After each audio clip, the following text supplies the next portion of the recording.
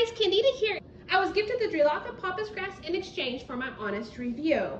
It comes with 6 stems, so we've got the colors of taupe, cream, and white, and we get 6 stems of each color. So when it came, I fell in love with the colors. It's got the 3 colors that are really earth tone, the bohemian look. It's an ideal filler for both the floor and tabletop vases. And so what I like about it is, so here we can see this one's got the middle right here. And so if I want to make it longer, I can simply put this one right here in the middle. And now I've got a longer stem. It also comes with 2 extra stems with each package.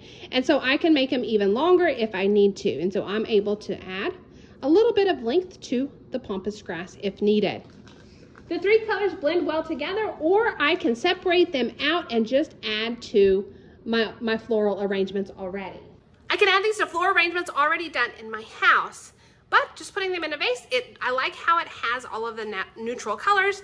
Overall, I think they are very pretty. They are soft to the touch, and they bring a touch of elegance. So I hope you found the review helpful.